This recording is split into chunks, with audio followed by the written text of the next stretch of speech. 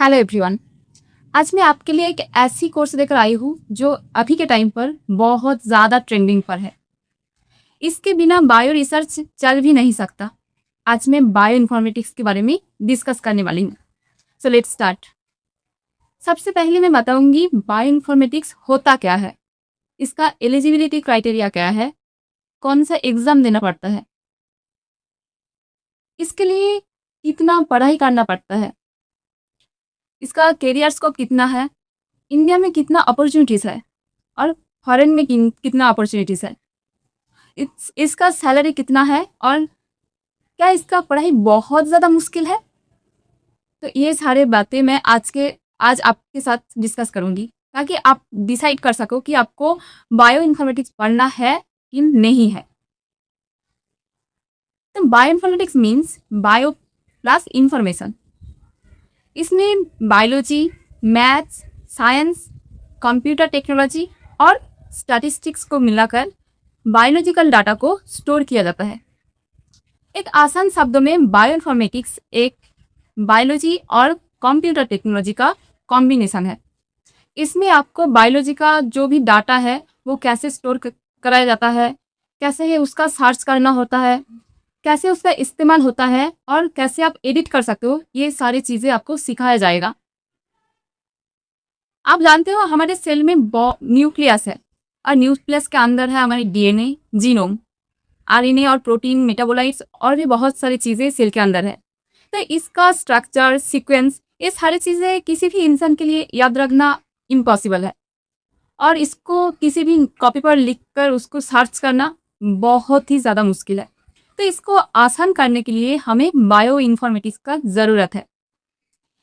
पहले क्या होता था, किसी भी वर्ड को सर्च करने के लिए हमें डिक्शनरी की ज़रूरत होती थी और इसमें सर्च करने के लिए बहुत ज़्यादा टाइम भी लगता था।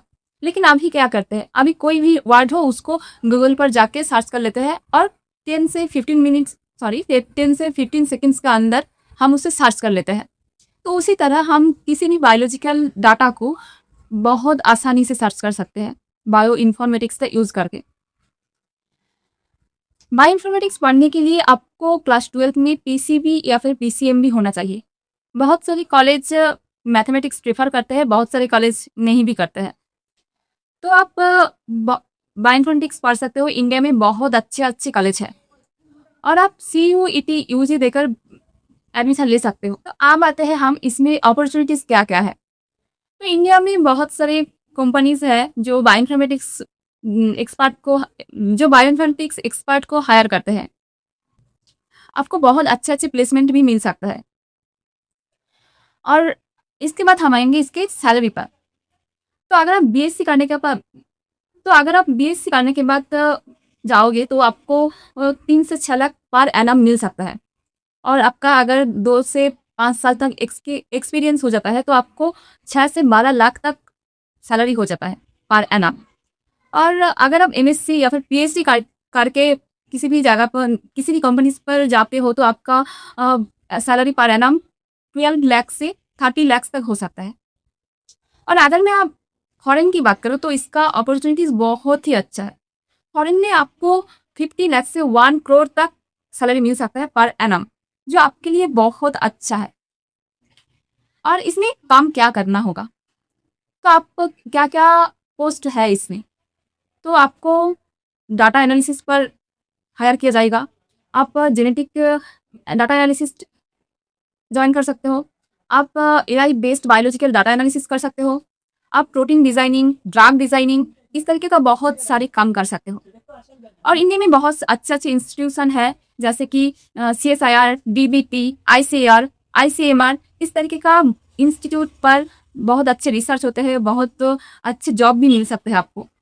और आप फार्मास्यूटिकल इंडस्ट्री में भी जा सकते हो।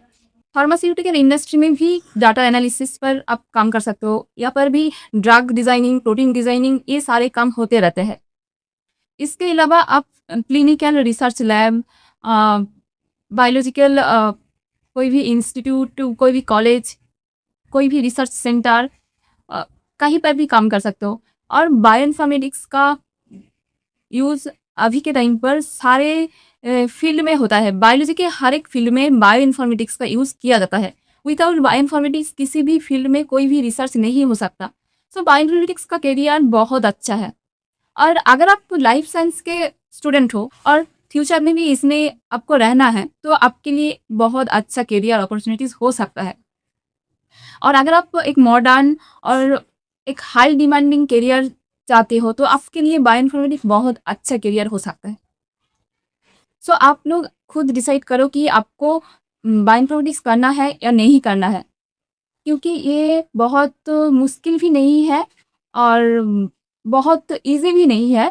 जो जैसा और भी सब्जेक्ट है उस तरह ही है, लेकिन इसका करियर बाकी सब्जेक्ट से बहुत अलग है, बहुत अच्छे भी है। आज के लिए बस इतना ही।